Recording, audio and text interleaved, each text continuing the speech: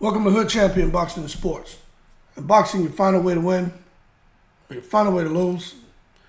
In a case like Terence Crawford, man, you can find yourself in a lose-lose situation for the last 15 years of your professional career because the media and boxing as a whole, and you know that secret society is in full effect, can fail you the same way they failed Terence Crawford. Let me tell y'all something, man. Normally, I'll go and read up about 10, 15 articles, pull the congruencies across the articles, and come out here and have a conversation. I'll state facts, but I'll also talk a lot of just, opinion, and we'll just make some assumptions and just have a conversation, right? Because I'm going to tell you right now, I don't know everything, and as far as knowing what's in contracts, nobody knows. But there's nothing wrong with a conversation. So that being said, different content creators will say different things. But one thing I think all content creators will say, all fans will say, is that the media hasn't really helped Terence Crawford. And to me, it's a little frustrating. Let's understand something here, right? Let me show you something. Because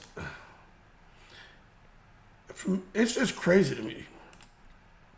So when you come, right, and you look at here, right, this is Terence Crawford, right? This man started his boxing career March 14, 2008 was his first professional fight, okay? So let's just go over here and take a look, right? And his first fight was a KO, okay? And he goes on to continue winning, a couple of decisions, KO, unanimous decision. You see some KOs, right? You see the KOs, you see the KOs, you see the KOs, okay? Now, right there, when you see this man from 2008 to 2013, when you see all of those back-to-back stoppages, okay? I remember this very clear, very vividly, man. Bob Arum, I remember watching Terence Crawford fight, and I was like, who is this guy? You know what I'm saying? And he got in the ring, and he won. But I remember I was like, well, I didn't really see nothing, special. He stopped the guy, and he looked pretty fast and strong, but it wasn't like when I watched Floyd Mayweather fight, when I watched Camacho fight. Zab Judah. There wasn't a flashiness about him, It's very simple, fundamentals, and punishing you, which is all you need. But I think for Terence Crawford, it's because he didn't really have that pizzazz to him, that flashiness to him, those things that catch your eyes, catch your attention. But Bob Arum, he was up there saying, this is the best fighter in the world. I don't think anyone can beat him. And people are going to see with time just how good Terence Crawford is.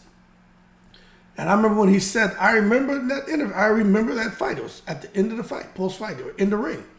I remember Bob Arum said that. The fighter, I can't remember the name. This was before Crawford went and fought, before he fought Breedis Prescott. Prescott, right? And I remember saying, damn, okay, let's see. And then over the years, I was overseas, so, I caught some of the fights, some I didn't. But I remember damn, this Terence Crawford guy keeps winning. But then all of a sudden, right, there was a point where I noticed that the damn media and boxing analysts and just people in the boxing community went from, being high on him to even Bob Arum seemingly becoming I want to say they kind of turned on him a little bit, but it went from being very positive, very optimistic about the future, to all of a sudden being hey, questioning how far he can go. Then the marketability thing. Then he's all of a sudden, he does a little work at 135, does a plenty work at 140. Now he's fighting nobodies. Anyone could have won the titles. And I was like, what the hell? And then I look at where he's at now. I'm not surprised Terence Crawford can't go out here and make big fights. Now, don't get me wrong. There has to be some accountability.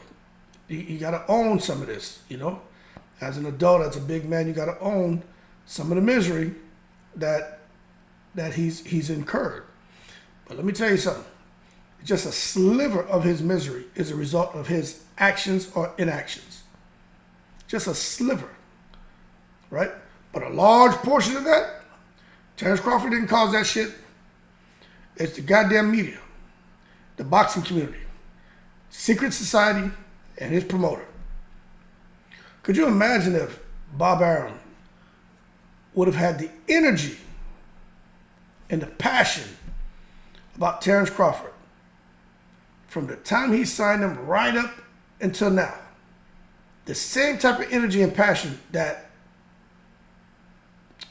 big head, man, that Tim Bradley has when he speaks about Terence Crawford. Let me tell you something. I truly believe Crawford's profile will be 10 times larger than it is now. Now, I do know this. Bob Arum, he's old school. He did talk to Crawford. Do more interviews. Show more of your personality. Almost like we got to figure this out. But, we know you got the goods. You can fight. I don't think anyone can beat you. But the direction I want to take you is going to be more than just this. You know what I'm saying? It's going to be a lot more than this. It's going to be some of this. There'll be some ha ha ha. Some going ahead and doing some of these things that get you out of your comfort zone. And I do believe this to be true. Crawford, he kind of went against the grain. And that's why I said some of this misery that he incurred, that was his fault. Okay? So we got to be fair. But it's a sliver. But you come now as a promoter because your guy profile is growing. He's winning. He's moving up in the rankings. You put him in fights.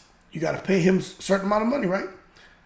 But as far as what you projected, as far as your profit margin, you're not getting anywhere close to that. Because you feel that he hasn't really crossed over. People don't really know him. He's not really in the media doing the kind of interviews that we think he needs for his profile to explode. He's keeping it very simple, very to the point, chip on the shoulder-ish. That's kind of how Crawford approached and delivered during interviews. Now, you can see if he's comfortable with somebody, he'll kind of let his hair down. But for the most part, Crawford is not. He's just a guy who's just serious. And I'm going to tell you this, right?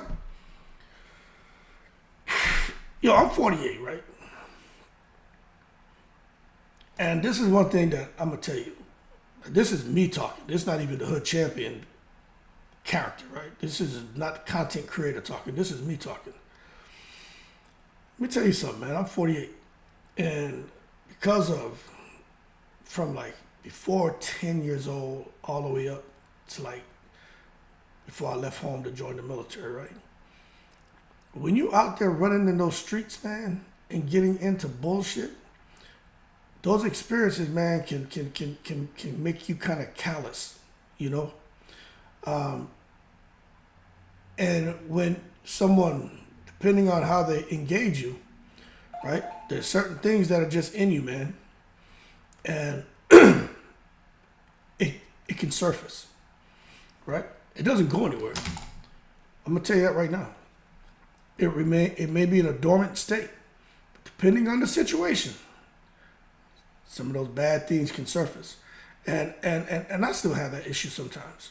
I did 25 years in the Air Force, man. And those 25 years in the Air Force, the first 10 were a struggle. Because they put you in there with all these people, right? You join the military, I joined enlisted. All walks of life. All walks of life. Some people never seen a white person. Some people never seen a black person. Some people think all Muslims want to go and blow up every goddamn thing. Some people think all Chinese people, all Asians eat dog. Then you have those people who just have a lot of good in them and a very positive outlook. But what I'm telling you, to take people from all walks of life, all mentalities, and say, go habitate, go coexist in this world, this military community. And there's a lot of good, but there's some challenges too, okay? But over a period of time, it's a process, and you see a lot of people start to make refinements, make changes. They get exposed to so much, they start to see things a little differently. And when they get to like that 10, 11, 12 year, now they got those other people coming up, they can sit there and impart that wisdom to them, say, hey, that's not the way you want to go. Maybe look at it this way. That's not going to get you up the ladder of success, in or out the military. We're talking about life skills now. So I say that to say this, that I struggled with a lot of people because of that shit I had in me, man. You can't just sit there and want to react chip on your shoulder-ish to every situation, every person. But what happens is you have some people who've never been through what I would say the real deal. So they come out here and act like buffoons and bozos and clowns, right? They want to pretend to be Al Capone, but when the real deal's about to start, then you see that they ain't built for that. And when I watched Terence Crawford, I'm like, that man remind me a lot of how I was. But you got to make a decision, man. You want to continue going through life with this chip on your shoulder? Or you want to take a deep breath and blow that shit out, man? And say, hey, if I keep dwelling in the past, I'm going to miss out on a lot of future opportunities. And you got to let that go. I'm not saying you completely overhaul who you are, because I didn't, but I had to make some refinements, some major refinements. And when I did that, man, I found that it was a process, but certain things, man, I still see things that, may sting me, but I may still think about some things, but I'm not so quick to act. Because you know what I learned? And Terence Crawford, I think, has learned this too. You can do whatever you want. Whatever you want. Right? But there are consequences. Right? You do anything you want. I can't tell you don't go shoot somebody or tell you don't go give somebody $1,000, whatever. You want to help somebody out, give them $1,000. Okay? Consequence, you're out of that $1,000. But hey, maybe they went, paid off some bills, did something for the kids, great. Or maybe what they said they needed the money for, they took it and went and bought drugs. I mean, you don't know, but once you give it to them, you can't sit there and worry about that. That ain't your money no more. They can do what they want with it. Right? Choice, consequence. Same thing with Terence Crawford situation. Choice. Don't really want to say much during interviews. I just want to be appreciated for being a fighter. I don't feel I should have to be ignorant. I don't feel I should have to step into this role of the angry black man this gangster, this nefarious character. I don't want to do that. I don't think that's the image I should have to portray just to get me to the top of boxing. And I agree with him. That's his choice. But the consequences were, it's been a very slow, painful process for him. And you look at where he is now. I mean, the media, this is where I think, like, as much, I don't watch these other YouTube channels. I may catch a little 30 seconds here or something, but I don't, I guess, because I don't have time, man. I got 4 kids. I'm busy with those guys, right? But I'll catch a little piece here or something. But for the most part, like the fight hubs, I'll watch the mainstream content creator guys, like the fight hubs. I watch a lot of stuff from the UK. The gloves are off, I'll watch those because they're interviewing these fighters, man, and you're getting a lot of good information. But the good thing about having content creators on is because although some of the channels are very biased to one fighter, 2 fighters, or to a race, that ain't my style. But at least they'll come out here, man, and if they're speaking positively about you, oh man, you're gonna get what you deserve from mainstream media that you're not getting. But the thing about content creators, if they're not speaking positively about you, well, they're just adding more fuel to the fire. So are there some things Terence Crawford could have done differently? Yeah, I think so. But if you're going to come out here in the media and say Terence Crawford, he's really not that good, or Terence Crawford, the only reason that he's been able to do what he's done at 147 because he's been working with Snack for so long. Come out here and say Terence Crawford's. These are things I heard people say. Oh, he's ugly. Talk about his complexion. They talk about his wife. They talk about how he hasn't really beaten anybody. They say his opponents that he fought were all washed up. They say horrible things about this man. So how do you come down and expect for the whole world, the whole boxing community, the whole world, to see him in a positive light when all you've done is tear this man down, try to tear his family down? That shit is crazy about attacking his wife and his kids. That pisses me off. When I see that, man, that's not even the damn hood champ. That's me as who I am. That should make me want to blast the nose off of somebody's face. You know what I'm saying? Like, yo, leave the man, family, and kids out of this. What's wrong with y'all? That's the thing about what I was going back, talking about that shit in the military. You get people from all walks of life, and they want to sit there and play Al Capone, but when the real deal starts, you see, they realize, uh-oh, this isn't what I wanted. And for Terence Crawford, it's just like, it's funny. If you tell a child, you can be anything you want in this world, and you tell everybody around them, oh, he's so smart, he's so this, he's going to be great. Hey, he's on his way, she's on the way. Oh, they're tested, they do great, and they're good in sports. And they listen, they're so responsible, they have the discipline, they do things they don't like to do, like they love it. Oh, they're just so great.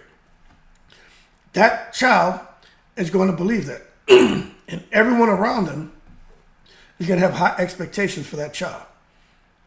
But whether it's a child or an adult, if you're saying, nah, child is all right, yeah, they don't listen, they don't this, they don't that, they don't this, they don't that, they don't this, they don't that. No, don't know where they're going. Need to get them up out this house as soon as possible. Oh, they don't this, they don't that, they don't this, they don't that.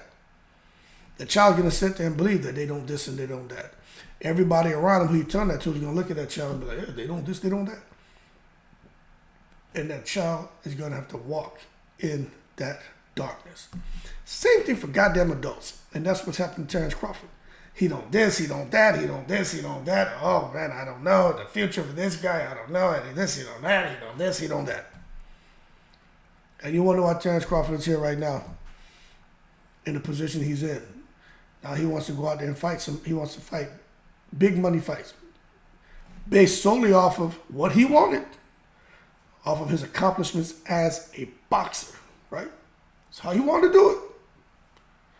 But Bob Arum exacerbated things, irritated it, he poked it. The media poked it. He's not that good. He's not Earl Spence. He's the pound for pound list. I don't know if he belongs there. Who has he really beat to be there? Yeah, he has this kind of cool record, but they big up everybody else.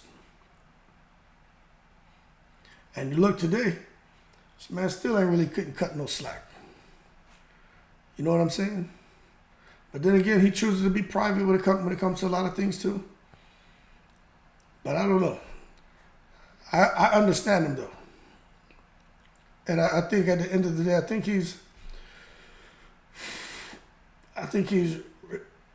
think he's okay with it.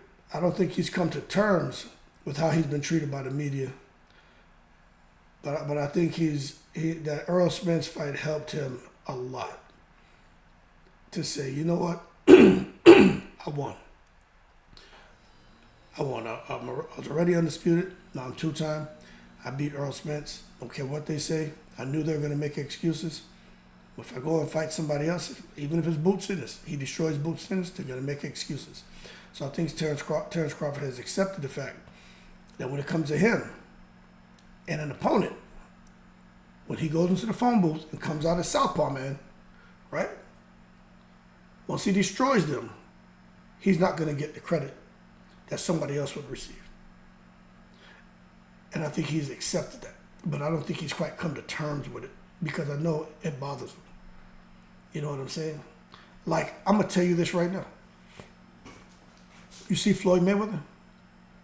Floyd Mayweather was an absolute monster inside the ring. I don't want to hear this. Oh, there was Pretty Boy, then there was Money May. It was Pretty Boy, there was Money May. Hold your horses. Quit taking it to the stupid. There was Floyd Mayweather, an absolute menace in boxing. From his first professional boxing match to his very last one. An absolute menace, right? When it comes to Floyd Mayweather, he's received all the praise in the world. Everyone in the world knows that man was amazing. Everyone in the world. Now, the one thing about Floyd Mayweather, he can talk all that money shit. Yeah, money made in the airplane, money made. Look at my club, money made. Got my damn hair implanted, money made. My beard implanted. Let me tell you this. Mayweather is not happy. He's got all that money. I don't think he's happy. The man can't even go anywhere unless he has 2,000 goddamn bodyguards with him. You know what I'm saying? Like, he can't just go somewhere and chill unless he pays to have the place canvassed to ensure his safety.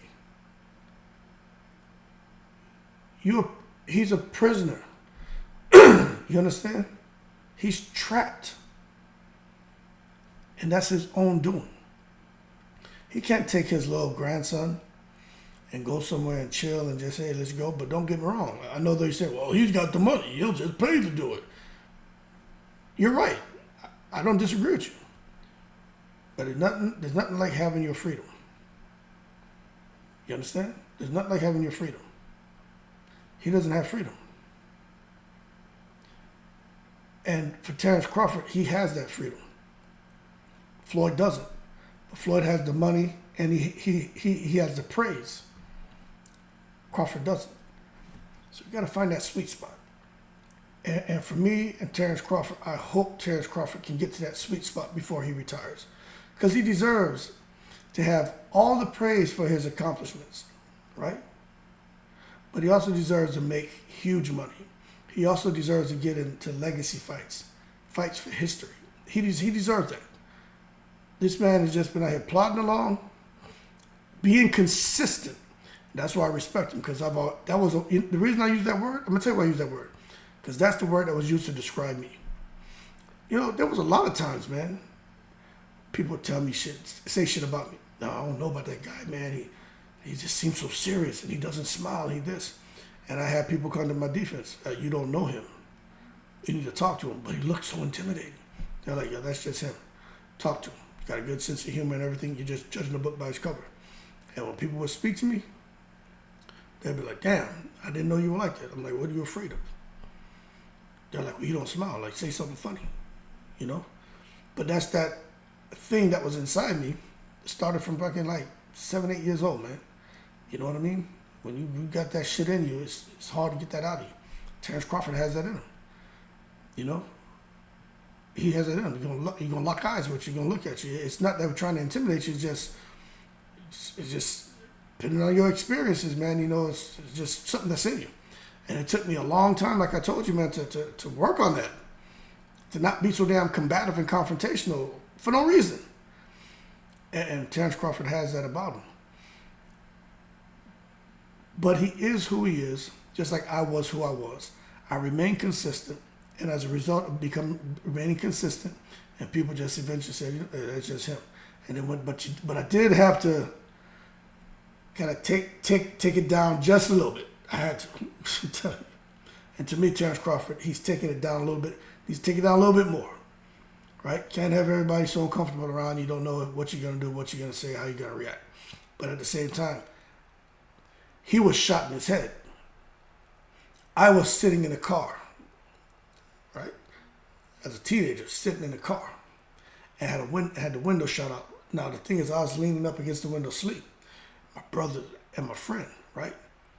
They started laughing because I fell asleep. We'll come back from a club. I was like 15, 16. Yeah, I was coming back from a club. And anyway, we went through, I put it to you this way. I laid down on the seat because I was like, y'all out here laughing and shit. And when I laid down, the window got shut up. Right where my head was at. Like, not even like 5, 6 seconds maybe. As soon as I laid down, boom! Shut out the window. So, But Terence Crawford, I understand. I just get it. And you know, and it's hard when you've gone through things. It's hard for you, man, to get that chip off your goddamn shoulder. You know what I'm saying? But for him, I wish this man the best of luck. But I say the media, boxing, they don't really understand him. You guys that come out here and want to say, oh, he's a great boxer, he's great, but they don't really drill all the way down and get to the nucleus, man, to understand what's going on inside this man. You know? But whatever. I'm rooting for him. I don't think no one can fault him. This man's building a goddamn mansion. This man, they got that damn boxing gym out there that just had land granted to him, I think for free or for $100 or something crazy, to expand on that community center they have, because it just can't accommodate all the demand for the families and the kids to come there. This man has great things going on. I think they should talk more about that. And matter of fact, I'm going to make an effort to talk more about that, not just for him, but for all boxers. I got to do my damn research, though, because, man, you know, those are things that don't get really shared with you. You got to go and find it in some local article from where these people are from, and then you say, oh, shit, well, this is what the hell Tony Harrison's doing with the kids, or this is what Crawford's doing, or this is what's going on in Kazakhstan, or this is what's going on there. Because that's not going to get you the views. You understand? That's not going to get you the money. But for me, I like that kind of stuff, because, you know, 25 years of my life, man, you know, that was part of me being a professional, a consummate professional. And if I wanted to progress in my career, community involvement was essential. Like it was one of those, you know, must check boxes. And when you first start getting involved in that stuff, you know, some of it you feel kind of forced to do it because you have to, but after a while you start to say, okay, I like this, I don't like that, and you get to pick and choose, and you just start rolling. And with Terence Crawford, he's found what he likes, and he's rolling. And I think that's important, man. But that being said, when it comes to Terence Crawford, I think the media and boxing as a whole, for the most part, they failed him. A sliver of that, he has to take the blame. But for the most part, they failed that man, and they still ain't helping him. You know what I'm saying? And it sucks. And Bob Arum and Top Rank have a lot to do with it too. So does that goddamn secret society. All you want to do is say negative things about this man. That's what people are going to think. That's how you're going to see him. If you want to start saying more positive stuff about him, we can get out of that beltway, man, and we can start to see Terence Crawford's profile grow more, and then the fighters, bigger fights will come, bigger fight persons will come. That's my 2 cents. I'm not saying I'm right. I'm not saying I'm wrong. You're entitled to your opinion. Leave it in the comments below. In the breeze.